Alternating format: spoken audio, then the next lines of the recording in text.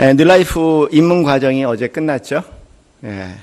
입문 과정 1부가 끝났습니다. 좀 흥미로운 것 가운데 하나가 오늘 갑자기 그걸 느꼈어요. 뭐냐면, 이상한 교회다. 이 교회는 왜 남자들이 이렇게 많을까? 보통 우리가 가는 교회를 보면 여성들이 많은데, 오늘 또 유난히 또 남성들이 많다는 느낌 느끼고, 뒤를 보니까 정말 남성들이 많아요. 그래서 여성 중창단이 앞에 나오니까는 거의 이쪽만 빼놓고 남자라는 느낌이 들어서, 참 신기한 교회다. 우연은 아닐 거라고 생각하고요. 우리 남술 예수교회는 합리적인 신앙을 강조하다 보니까 아무래도 남성 우위의 교회가 아닌가 그런 생각이 들어요. 뉴라이프 하면서 현대과학에 대한 개념을 함께 다뤘습니다. 현대과학을 무시할 수는 없죠. 일상이니까. 현재 현대과학의 이기물을 가지고 우리가 살고 있죠. 그거 없이 살 수가 없어요. 하다못해 여러분 핸드폰 하나 잊어먹으면 이제 큰일 나지 않습니까? 핸드폰도 현대과학의 부산물일 뿐입니다. 수많은 부산물 중에 하나이죠. 그런데 이 현대과학의 핵심은 이제 중첩이라는 단어입니다. 세 중요한 단어가 있는데 그 한 단어가 중첩되어 있다. 서로 그 상반되는 속성을 가지고 있는 두 가지 요소가 하나 안에 함께 중첩이 되어 있다. 그런 얘기입니다. 우리가 이제 보통 상식적으로는 참 이해하기 힘들어요. 어떻게 상반되는 두 가지 요소가 한 물체 또는 한 사람 안에 함께 공존하고 있을까? 우리는 흑백을 주로 나누다 보니까 흑이 아니면 흑이고 백 아니면 백이죠. 어떻게 흑 안에 백이 있고 백 안에 흑이 있고 두 개가 그렇게 중첩이 되어 있냐라는 것들을 참 이해하기 힘들지만 그러나 그거는 사실입니다. 더 이상 얘기할 근본은 아니에요. 서양 사람들은 조금 어려워하지만 사실 동양적인 생각을 가지면 쉽게 이해할 수 있죠. 왜냐하면 옛날부터 동양에서는 전통적으로 음양 사상에 대한 얘기를 했지 않습니까? 음양 사상에 대해서도 이해를 잘못하는 분들이 많으세요. 보니까 음양이라고 얘기하면은 음과 양이 갈라져 있어서 음과 양이 이렇게 합쳐 있는 것이 아니라 사실 정확한 음양의 이론은 음 안에 양이 있고 양 안에 음이 있고 또 더 복잡하게 음 안에 양이 있고 양 안에 음이 있고 음 안에 양이 있고 양 안에 계속 이렇게 중첩되어 있다는 걸 얘기하니까 결코 일반 사람들이 쉽게 일상에서 이해하기는 쉽지 않은 개념입니다. 그러나 사실이에요. 삶과 세상도 중첩이 되어 있습니다. 자연 세계가 있는가 하면 초자연의 세계가 있고 보이는 세계가 있다면 보이지 않는 세계가 서로 겹쳐서 중첩이 되어서 존재하는 겁니다. 그런데 이제 대부분의 사람들은 그 양으로 갈라지는 것 같아요. 한쪽은 뭐냐면 물질의 세계가 전부라고 생각하시는 분들 계셔서 하나님 말씀이 하나도 이해가 안 된다고 얘기하시는 분들도 계시고 다 미신이라고 얘기하는 분도 계시고 또 한쪽에는 오로지 이제 그런 보이지 않는 신비한 세계가 전부라고 얘기해서 좀 물리적인 현상을 이제 굉장히 저항하고 실제로 그 세계에 살고 있으면서도 그런 모순적인 삶을 살기도 하죠. 되게 보면은 많은 사람들을 보면은 이제 하나님을 떠난 사람들에게는 사실 그 자연이 전부예요. 가만히 보면 눈에 보이는 게 전부입니다. 내가 눈으로 보고 내가 경험하는 것, 오감적인 것을 이제 전부로 그렇게들 생각을 하세요. 그러니까는 보이지 않는 세계 하나님을 이해하는 건 굉장히 어렵죠. 초자연적인 세계를 이해한다는 것은 굉장히 어렵습니다. 그분들에게는 자연이 전부예요. 적자 생전의 자연과 싸워가면서 자연을 이기고 정복하는 자가 영웅이 되는 거죠. 그 영웅을 우리는 뭐냐면 신격화한다 그렇게 얘기합니다. 세상에 두 가지 자연의 신이 있어요. 하나는 뭐냐면 자연 그 자체를 신으로 섬기는 사람이 있는가 하면 또 한편으로는 그런 그 인간임에도 불구하고 모든 사람들이 부러워하고 그리고 모든 자연을 정복할 것 같은 힘을 가지고 있는 그 대상을 무엇이든 간에 이름을 붙여서 신격화하는 그런 인간을 신으로 만드는 이런 습관을 가지고 있는 것 같아요. 인류가. 최근 10년 동안 서울대 그 도서관에서 가장 많이 그 대출된 책 10권을 그 중에 세 번째인가 네 번째로 많이 나간 책이 이제 호모 데우스라는 책입니다. 우리 남서울예수교회 다니시는 분들은 뉴라이프 하시는 분들이 오래전에 소개한 책이죠. 호모 데우스, 호모 인간, 데우스는 신 그런 뜻이니까 신격화된 인간, 그런 책입니다. 그런데 과학 세계가, 자연 세계가 계속 발달해 나가면서 AI를 포함해서 계속 이런 4차 산업, 5차 산업 갈지는 모르겠지만, 그때까지 인류가 생존할지는 모르겠지만 계속 진행되면은 결과적으로 이제 인간이 신이 되는 그런 신격화된 그런 사회가 된다는 겁니다. 그거의 아주 극적인 상징이 여러분 바벨탑의 사건 아니겠습니까? 여러분 바벨탑의 사건을 어떻게 이해하시는지 모르겠지만 인류의 단 하나의 사건이 아니라 인류 살아를 전체에 담고 있는 그런 매우 상징적이고 극적인 이야기라고 저는 해석하기 때문에 바벨탑의 사건은 인류 전체 역사를 담고 있는 사건이다. 끊임없이 인간으로 하여금 스스로 신격인 위치에 올려놓으려고 하는 그런 많은 이야기의 가장 대표적인 상징적인 이야기라고 저는 바벨탑의 사건을 사실 그렇게 봅니다. 이 바벨탑의 사건이 일어나니 극적인 반전이 일어나죠. 하나님께서 드디어 개입하시기 시작하셨어요. 이 자연이 전부인 세상 가운데 초자연적인 세계가 있다는 것, 하나님의 세계가 있다는 것, 그 모든 자연을 창조한 창조주의 하나님이 계시다는 것, 그 사건을 알려주시기 위해서 아주 의도적으로 아브라함을 택하셨습니다. 그리고 이삭을 택하셨죠. 그리고 야곱을 택하셨습니다. 그것이 성경의 전부예요. 성경은 처음부터 끝까지 자연의 세계에 역사하시는 초자연적인 그런 하나님의 세계가 있다는 것을 계속 우리에게 깨우치고 알려주기 위한 건데, 자연인들은 자연의 개념으로 이해하려고 하니까 당연히 이해가 안 되겠죠. 이미 앞에서 설교드린 것처럼 하나님께서 이스라엘 대신 왜 이삭을 택했는지, 에서 대신 왜 야곱을 택하셨는지 이미 말씀을 드렸습니다. 모두 자연 출산이 불가능한 사람들이었습니다. 오직 하나님의 약속과 기도 가운데 자손의 민족과 번성을 이룰 수밖에 없는 그런 운명인지 수명인지 그런 사람들 하나님께서 선택하셔서 당신의 백성으로 세워 이끌고 나가시면서 초자연적인 하나님과 살아가는 그런 한 인간의 모습을 우리에게 아주 분명하게 보이고 계신 것이 성경의 목적입니다. 그런데 사람들은 싫어해요. 사람들은 정말 싫어합니다.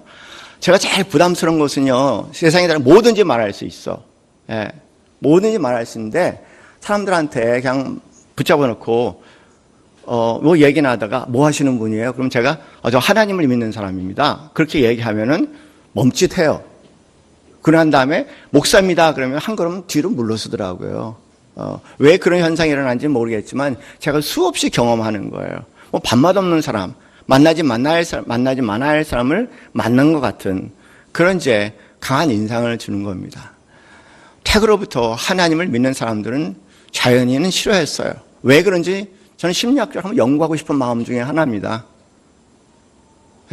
그래서 그런 이제 자연의 열악한 가운데서 초자연적인 하나님의 도움을 받아 삶을 일궈나가고 그 하나님의 축복 가운데 번영하고 성장하는 사람들을 바라볼 때마다 굉장한 시기와 질투에, 그냥 믿으면 되는데 왜 시기와 질투를 가질까? 따르면 되는데 이상하게 그들이 누리는 건 원하지만 그들이 믿는 건 따라가고 싶지 않은 이상한 그런 마음을 갖고 있는 것 같아요. 사람들이, 자연인들이. 그래서 고난이 많죠. 핍박도 많고 억울한 일이 많이 있습니다. 이유 없이 자연과 물리적인 힘만으로 싸우는 전적인 자연적인 인간으로서 끊임없는 그들에게 억울함과 핍박을 당합니다. 하나님의 축복이 오히려 그들에게 시기가 질투가 되어서 소위 안티세미티즘, 반유대주의라는 그런 운동도 일어나는데 학자들 간에 그런 얘기예요. 우리가 보고 있는 여기 성경에 등장한 라반이라는 사람이 그 안티세미티즘, 반유대주의의 첫 번째 주자라고 얘기하시는 분들이 계세요. 가만히 보면 그럴 만한 이유가 있습니다. 오늘 성경 본문 저희가 읽어봤습니다. 뭐 그대로예요. 뭐 이야기니까 그대로 느끼는 게 저는 좋다고 생각합니다. 뭐 앞에 이야기처럼 7년 동안 사랑하는 여인 라헬을 얻으려고 그렇게 열심히 일을 했지만 끝에는 그 라반의 속임을 통해서 레아라는 여인을 받아들이게 되고, 그리고 사랑하는 여인과 결혼하고 싶은 것은 모든 남자들의 마음이니까 포기하지 않고 또 7년을 일을 했습니다. 14년이야. 그 정도의 사랑은 가져야겠다는 생각이 들어요. 그 정도의 열정은 가져야 되지 않을까. 참 어떻게 보면 그런 면에서 행복했을 거라고는 생각이 듭니다. 그리고 이제 어느새 자녀들도 11명이 된 거예요. 내 가설이 생긴 겁니다. 굉장히 커졌어요. 나 혼자라면 괜찮은데 이제 아내들도 있고 그 다음에 11명의 자녀들도 생겼고, 이제는 뭔지 모르게 내 집을 이루어야 되는 거지. 가장의 책임 아니겠습니까? 이미 뭐 일은 다 했으니까 그 라반에게 제안을 했잖아요. 그냥 6년 동안 내가 일을 하겠는데 어떻게 임금을 주시겠습니까? 그렇게 제안하는데 이미 이삭이 머리를 많이 알았어요. 라반이 어떤 사람이라는 걸 알고 난 다음에 라반이 받아들일 수 있는 제안을 한 거죠. 흔쾌히 라반이 받아들였습니다. 그래, 새끼들을 낳는데 신놈들은 다 내 걸 가지겠지만 그러나 얼룩무늬와 양무늬의 염소들은 네가 가져라. 그렇게 한 거죠.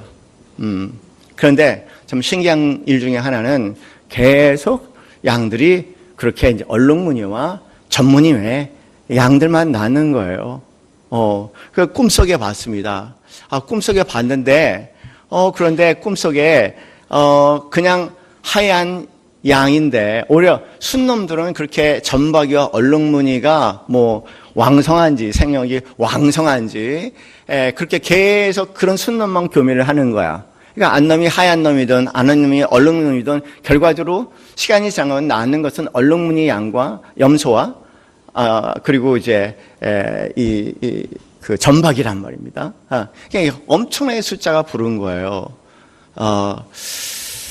더 신기한 거는 꿈속에 말이죠. 꿈속에 보니까는 꿈속에도 하나님께서 그걸 계시해서 야, 그거 누가 하는 짓인지 아냐? 내가 하는 거다. 그래서 꿈속에서 오늘 본문 말씀 본 것처럼 꿈속에까지 나타나셔갖고 지금 이루어지는 일을 보는 거예요. 그러면서 깨달은 게 뭐냐면, 라반은 날 이렇게 해치려고 애를 썼지만 하나님께서 나를 지켜주고 보호해 주셔서 내가 이런 하나님의 축복권에 있구나. 이런 생각을 다시 한번 하게 됩니다. 문제는 여기에요. 내가 축복받는 건 좋지만 늘 축복 옆에는 뭐가 따른다고요? 시기와 질투. 여러분 절대 우리 집 잘 되는 거 자랑하지 마세요. 자랑이 아니라 기도 제목도 올리지 마세요. 제 경험으로는요, 뭐 좋은 일에서 신나게 얘기하면은 꼭 부작용이 생기더라고요. 사람이 생각보다 시기 질투의 존재인 것 같아요.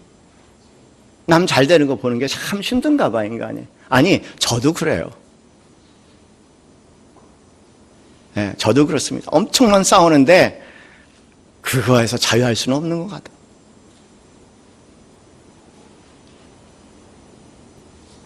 누가 라반의 마음이 아니라고 하겠습니까?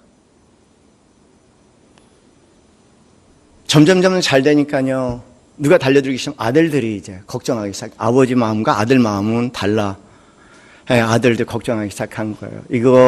이거 쟤하고 우리가 이렇게 싸워서 우리가 지겠다. 아버지께 가서요 얘기했어요. 이상한 것 같아요. 별의별 얘기 다 했겠죠. 자기들 머리 생각에. 이게 자연적인 게 아닌 것 같습니다. 그냥 이거 무슨 잔재주를 많이 부리는 것 같아요. 그래서 잔재주를 많이 부려서 이렇게 얼룩무늬 그 양과 전무늬 양들이 많이 나오는 것 같아요. 어떻게 해야 되지 않겠습니까? 계속 그 아버지의 마음을 계속 불편하고 불안하게 만드는 거예요. 아버지의 얼굴이 안색이 점점 바뀌었다고 우리가 읽은 성경에 나오잖아요. 점점 얼굴이 바뀌었어. 걱정, 근심, 그러면서 얘를 어떻게 제거를 해야 될까? 아마 거기까지 간 것 같아요. 라반의 마음에 얘를 어떻게 제거해야 될까? 그거를요, 딱 얼굴을 보니까 그 라반의 안색이 변했다고 생각했어요. 그렇죠? 안색이 변했다. 안색을 보세요. 안색을 보세요. 남편의 안색을 보시고, 그 다음에 아내의 안색을 보시고, 그 다음에 좀 거울 좀 자주 봐. 내 안색 좀 보세요. 어느 안색은요, 정말 저게 사람인가? 그럴 안색을 가지고 있는데 본인만은 몰라. 그래서 안색을 봐야 돼요. 안색을 봐야 됩니다. 거울을 가만히 보고 고민 좀 많이 해야 돼. 어느 안색은 되게 싸나운데 자기는 맨날 착하대. 딱 보면 싸납다는 게 쓰여 있는데 자기는 착하대. 그래서 저는 다른 것보다도 좀 안색을 보면서 자기 관리하는 것이 더 빠르지 않을까. 마음 보기는 힘들고 마음은 끊임없이 자기를 기만하고 속이게끔 되어 있어요. 안색은 속이지 못하거든요. 안색을 봤어요. 안색을 봤더니 안 되겠다 생각이 든 거예요. 이러다가 이분의 욕심과 이 형제들의 욕심에 의해서 우리 가족이 전멸하겠다는 생각이 드는 것 같아요. 그런데 바로 그때 이미 이룰 거 다 이뤘거든요. 결혼도 했다. 11명의 자녀를 뒀다. 이제는 뭐 가축이 이루 말할 수 없이 많이 불어서 이제는 뭐 가질 만큼 다 가졌어. 떠나다 아쉬지 않을 만큼 풍성하게 가졌어. 다 그때에 이해할 수 없는 많은 일들이 일어났어요. 엄청나게 많은 일이 일어났는데 그때에 하나님께서 누구에게 나타났다고요? 야곱에게 나타나서 가라 얘기하시는 거야. 기억하라. 나는 베델의 하나님이다. 가라. 내가 했지 않냐.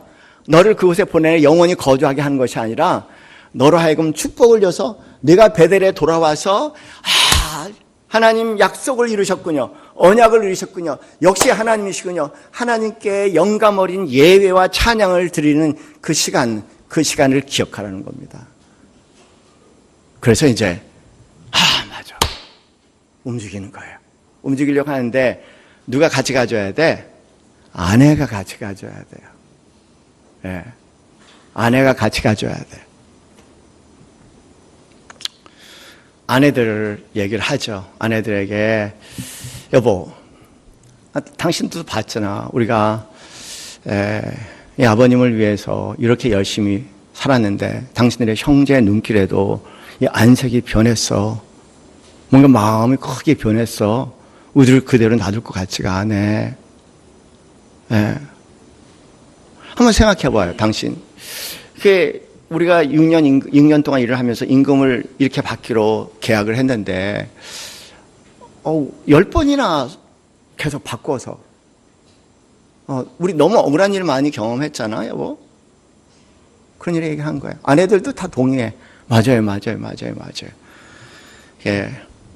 뭐, 이런 일이 있었다. 맞아요. 저런 일이 있었다. 맞아요. 이렇게 주기로 했는데 또 저렇게 했다. 맞아요. 이렇게 했는데 저렇게 주기 또 맞아요. 10번을 했을 것 같아요. 제 생각, 상상이에요, 제가. 예. 맞아요. 10번만 하면 그 뒤에 나오는 얘기는 다 맞아요. 생각해보니 정말 그래. 정말 그런 거예요. 그래서 가만히 들어보니까는, 가만봐. 아니, 아빠가 우리에게 딸들에게 주야 목도 안 주잖아, 지금. 그렇게 얘기 나오는 거. 가만히 생각해보니까, 정신이 번쩍 든 거예요. 얘기를 들어보니까. 정말 아빠가 이거 이상한 사람이다. 당신만 속이고, 우리 가족만 속이고, 결과 당신을 속이면은 우리까지 속이는 건데 10번 속이는데 돌아보니까 우리 목도 안 주고, 그 다음에 아주 강한 표현이 나와요. 우리를 팔은 돈도 지가 다 가져갔담. 여기 표현에 먹었다. 그런 표현이 나와. 단 강력한 표현이에요. 우리를 팔은 돈. 사실은 지창금이라고 얘기하죠. 내가 이제 뭐 옛날 풍습에 의하면은 그 집에 딸을 가져오려면 소한머리를 가져가. 그럼 소한머리를 가져오면 거기에 상응하는 돈을 딸에게 주게끔 되어 있어요. 이 문화 안에서는. 그래서 이제 딸이 따로 돈을 가지고 있어야 돼. 그 여러 가지 어려운 일을 당할 때 비상금을 쓸 수 있게끔 그렇게 되어 있는 거예요. 그런데 그것마저 안 주는 거야. 7년 싹도 안 주는 거예요. 레아에도 안 주고 라헬에도 안 줬어. 7년 싹을. 여러분 이렇게 억울한 일 당해본 적 있어요? 생각해보니까 정말 그래. 마음이 떠났어. 당신 하나님의 하자는 대로 갑시다. 그죠? 어떤 일을 하려면 가족의 동의를 얻으세요. 아내의 동의를. 난 그런 분들을 많이 봐요. 혼자 하나님의 어떤 계시를 받아가지고 혼자 어디 가겠다는 사람들. 옳지 않아요. 동의를 받아야 됩니다. 함께 해야 됩니다. 더군다나 이 상황은 그렇게 할 수도 없는 상황이에요. 움직였어. 그리고 떠나면서 여러 가지 우여곡절이 있었지만 궁극적으로 라반의 축복을 받고 그리고 길르앗이라는 곳에 그 미스바라고 얘기하는 기둥을 세워놓죠. 그 기둥은 뭐냐면 이 기둥을 중심으로 해서 내가 글로 넘어가면 하나님께 내가 벌을 받을 것이고 그리고 당신 이 기둥을 통해서 우리 쪽으로 넘어오면은 그러면 당신이 하나님께 벌을 받을 것이다. 미스바라는 얘기는 God watch라는 뜻이죠. 하나님께 보고 계신다는 뜻이에요. 이 길르앗이라는 이름 자체도 그 이름 길르앗의 이름 자체도 지명이 아니고 어떤 상황을 상징하는 표현이죠. 여기 성경의 구표들은 다 그렇게 나왔습니다. 그래서 길르앗이라는 것은 뭐냐면은 언약의 돌덩어리라는 뜻이에요. 돌로 쌓아놨다고 높이 쌓아놨기 때문에 미스바라고 얘기하고 하나님 보시는 것이라고 얘기를 한 겁니다. 그렇게 축복을 받고 떠납니다. 제가 긴 얘기를 말씀드렸지만 핵심은 이 얘기입니다. 놀라운 사건이 야곱에게 일어난 거예요. 그 놀라운 사건은요. 여기 지금 계속해서 우리가 보고 있지만은 엄청나게 머리 굴리는 사람들을 저희가 보고 있어요. 야곱도 엄청나게 머리를 굴렸어. 장자권 계속 그래. 그리고 이어지는 사건 라반도 계속 머리를 굴리는 거예요. 그리고 라헬도 계속 머리를 굴리는 사건이 계속 나와. 읽다 보면 짜증이 나. 왜 너무 성경에 머리만 굴리는 인간들이 이렇게 많이 나타나나? 남 얘기하는 것 같지 않아요? 가만히 보니까는 맨날 내가 머리 굴리는 거하고 비슷해. 끊임없이 헤아리고 머리를 굴리고 잔머리를 굴리고 이렇다 저렇다 얘기하고 그거하고는 그렇게 멀지 않은 것 같아요. 끊임없는 머리 굴리는 인간들이 그리고 속고 속이는 이런 인간들이 본인은 속이는 게 아니라고 생각하고 별의별 합리적인 이유를 다 대고 있지만 궁극적으로는 끊임없이 서로를 속이는 이런 생존 전략의 상 가운데서 하나 분명한 사건을 보여주고 계세요. 그 뭐냐면 베델의 사건이야. 이 베델 사건이 굉장히 중요해. 왜냐하면 머리 굴려서 머리 굴리의 결과가 비참함으로 왔어. 쫓기는 신세가 됐어. 어디 거할 것 없는 그런 산등성에 누워있을 때 하늘의 별을 보고 있을 때 그리고 돌을 머리에 깔고 머리에 대고 베개를 하고 있을 때 하나님이 임하셨어요. 그때부터 이 사람에게 일어난 변화, 이삭에게 변화 뭐냐? 머리 굴리는 사람에서 영감을 받는 사람으로 바뀌기 시작한 거예요. 머리 굴리는 삶에서 영감에 움직이는 사람. 보면은 오늘 읽은 본문 안에서 끊임없이 하나님이 등장하는 거예요. 하나님이 함께 계셨다. 하나님이 지켜주셨다. 하나님이 보호하셨다. 때가 돼서 하나님 꿈 가운데 나타나서 베델로 가라고 얘기하셨다. 이 얘기들을 다 한마디로 얘기하면은 특별한 얘기 아니라 영감에 움직이는 한 사람을 보고 있는 겁니다. 라반은 계속해서 머리를 굴리고 10번이나 바꾸고 어떻게 보면 20년에서 20번을 바꾸고 계속 그럴 수 있는데 여기 야곱은 그런 머리 굴림의 세상에서 베델 사건을 통해서 떠나고 난 후에 하나님의 영감에 사로잡혀 살아가는 독특한 인물이 된 거예요. 세상은 머리로 이기지 못합니다. 왜냐하면 다 머리를 굴려 살기 때문에 그래요. 세상에 일신 힘은 영감에 묻혀 사는 삶입니다. 여러분 영감이 뭔지 아세요? 영감을 받아 살아간다는 삶이 뭘까? 아마 너무 낯설 거예요.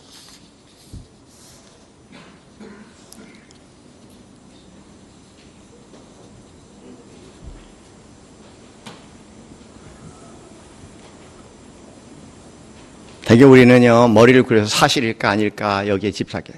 말을 해도 이게 사실이고 부부간에 얘기하는데 계속 사실 갖다 대면은요 피곤해.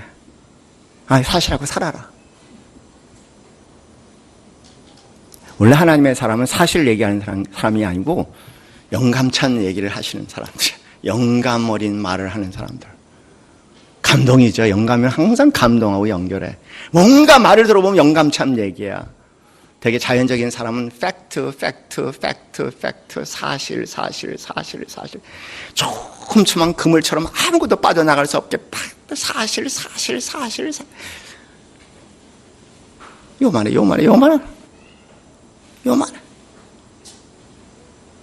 피곤한 세상 만들어가는 사람. 메마른 세상 만들어가는 사람.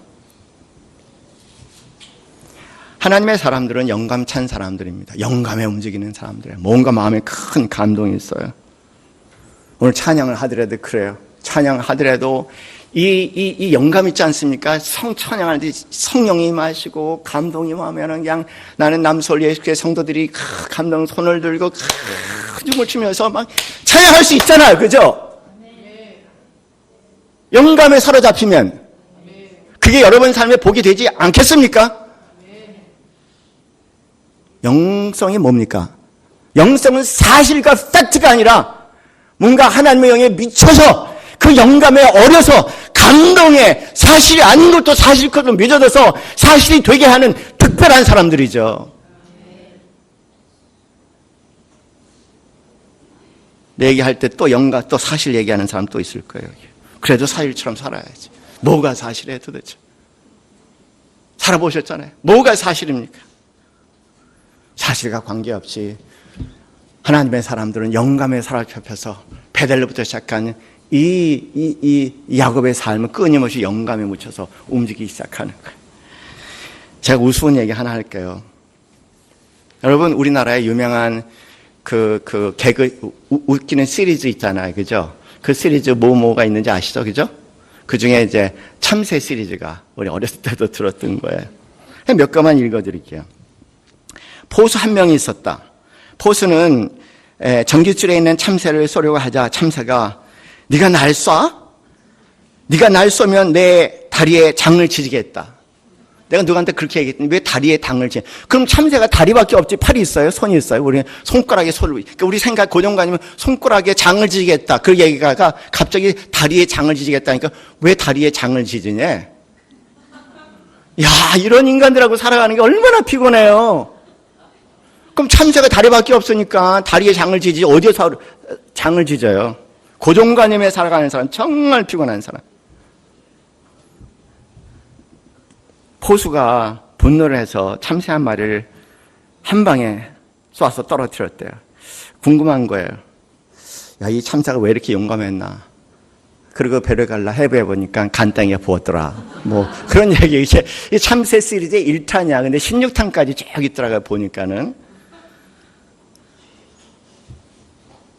두 마리의 참새가 전깃줄에 나란히 앉아 있었답니다. 포수가 그 중에 한 마리를 맞춰 떨어뜨렸어요. 총알에 맞은 참새가 추락하면서 하는 말. 왜 나만 쏴요? 쟤도 쏴줘. 그러니까 총에 맞지 않은 아직도 그 자리에 있는 참새가 포수한테 쟤 아직 안 죽었네요. 한 방 더 쏴요. 그렇게 얘기하더라고요.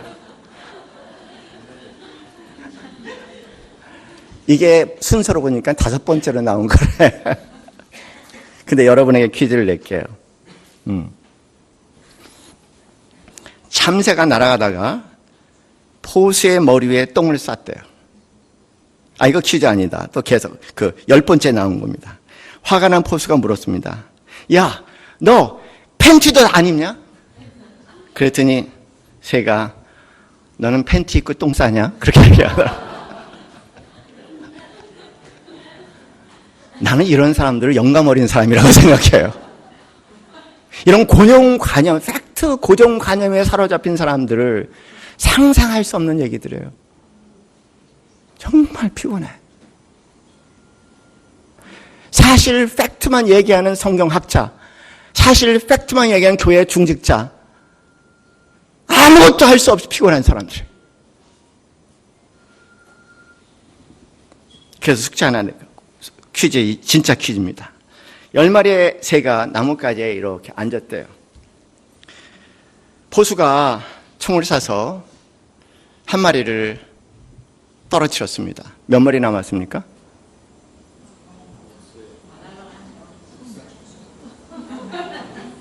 몇 마리 남았어요? 다 날라갔죠. 그죠? 예. 저는 이 질문을 받았을 때 고민했어요. 9마리일 것 같다. 근데 9마리라고 하면 안 될 것 같다. 9마리를 해야 될까? 아니라고 얘기할까? 용기를 내서 노라고 말할 줄 아는 그리스도인이 되라는 책을 쓰면서 그때 제가 뭐냐면 내가 틀린다고 해도 9마리 남았어! 라고 끝까지 얘기를 할까? 아닐까? 말까? 아니면 뭘까? 답이 있어요? 없어요? 제가 기도했습니다. 하나님, 회개합니다. 이 머리 갖고 살았습니다. 이 머리 갖고 피곤한 삶 살았습니다. 하나님, 이제는요, 이 머리를 깨고 유머도 담을 수 있고 세상의 풍성함도 볼 수 있는 그런 영감찬 사람 되게 해 주옵소서. 이제 제 기도가 나오더라고요. 간절한 기도가 됐어요. 이 하나의 퀴즈에 이 퀴즈 하나도 답을 못하는 내 인생이 도대체 뭐냐 이 얘기입니다. 날라갔죠라고 얘기하는 사람만도 못하는 나는 도대체 뭐냐는 얘기예요. 이 머리를 갖고 아무리 세상의 일들을 꾸며내도 뭐가 되겠습니까?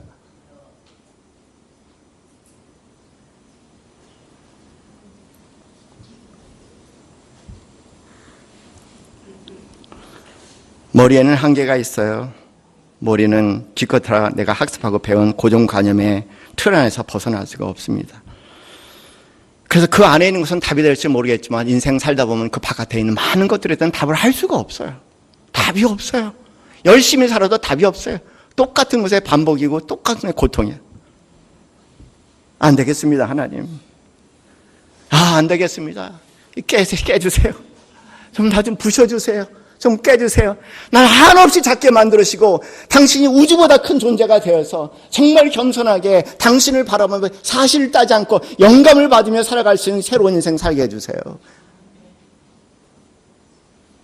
라반 같은 인가가 가득 찬 세상에 쌓아가는데 하나님 라반 같은 머리가 없는 내가 한계가 분명한 것 같아요. 끝이 분명한 것 같아요.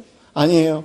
영감, 하나님의 영감을 받아 살아갈 수 있는 사람 되게 해주시옵소서. 그것이 특징이죠. 하나님의 사람들은, 하나님과 함께하는 사람들은 영감찬 삶을 사는 사람들입니다.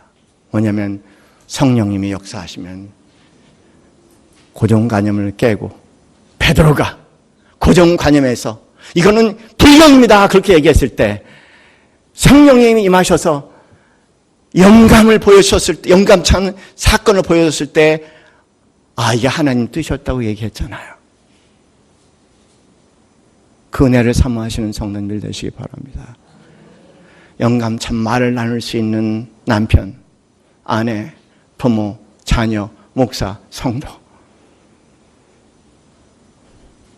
이 세상의 정답에서 찾을 수 없는 답을 함께 나눌 수 있는, 볼 수 있는 귀와 눈을 열어줄 수 있는 성도. 아인슈타인은 그렇게 얘기했습니다. 행동으로 행동을 바꿀 수 없습니다. 생각으로 생각을 바꿀 수 없습니다. 생각을 바꾸려면, 행동을 바꾸려면 생각이 바뀌어져야 됩니다. 그리고 한 말, 생각을 바꾸려면 영감이 있어야 됩니다. 이스라엘 백성들이, 유대인들이 그렇게 많은 예술 분야, 과학 분야, 모든 분야에 뛰어난 존재들이 나오는 것은 그들은 사실보다 영감을 사모하는 민족이기 때문에 그런 겁니다. 하나님의 계시, 영감. 여러분, 그 영감이 뭔지 모를 거예요. 아직도 잘. 그래서 우리가 한 편의 영화를 볼게요. 짧은 시간이지만. 신과 함께 가라라는 영화 있었어요. 혹시 보셨습니까? 그 영화에 너 하나님께 이끌려라는 찬송이 나오죠. 한번 같이 보면서 한번 느껴볼게요. 영감찬 사람들의 모습과 사실에 근거한 두 부류의 사람들이 짧은 시간 안에 여러분 캐치하려면 캐치할 수 있는데 이 찬양과 그 다음에 이 클립을 함께 보겠습니다.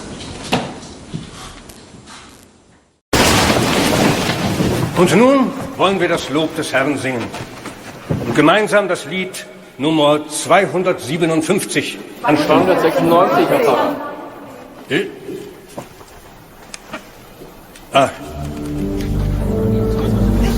Ja, also 296.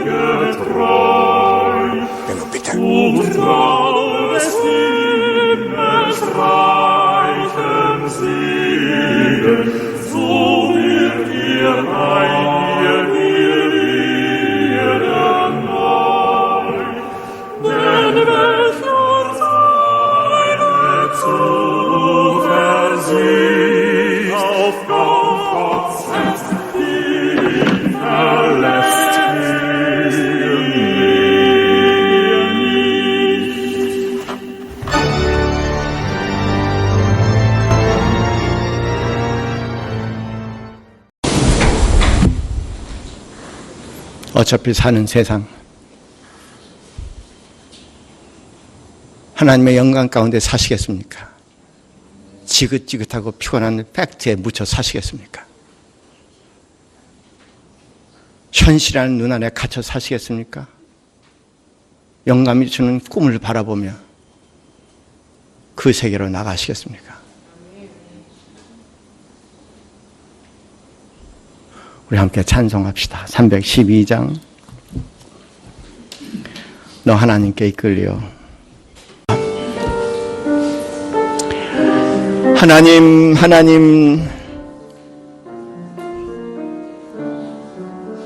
눈에 보이는 것이 전부가 아닙니다. 눈에 보이는 현실이 전부가 아닙니다. 그 너머 하나님의 손길을 바라보게 하옵소서. 그 너머 희망의 소리를 듣게 하옵소서. 그 너머 꿈을 보게 하옵소서.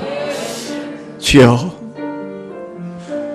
우리에게 매일매일 성령의 감동을 허락하여 주셔서 영감찬 삶을 살게 하시되, 영감찬 생각과 영감찬 말과 영감찬 눈을 갖게 하여 주셔서 볼 수 없는 것을 보게 하시고 꿈꿀 수 없는 것을 꿈꾸게 하시며, 주님께서 나에게 주신 그 꿈과 소원을 향해서 하나님 흔들리지 아니하고 영감찬 삶을, 영감찬 찬양과 노래와 영감찬 기도로 주님께서 이 땅에 허락하신 우리의 모든 소명을 다 감당할 수 있도록 인도하여 주시옵소서. 할렐루야. 하나님 감사합니다. 이제는 우리 주 예수 그리스도의 그 크신 은혜와 하나님 아버지의 지극하신 사랑과 성령님의 교통 교감하심이 성령의 기름을 부음을 받아 영감찬 말씀과 영감찬 기도와 영감찬 찬양과 영감찬 교제 가운데 하나님 우리 마음에 품은 모든 아름다운 소원들이 이루어지기 소원하는 이 자리에는 모든 성도들 머리 위에 지금부터 영원까지 함께 있기를 축원하옵나이다. 아멘.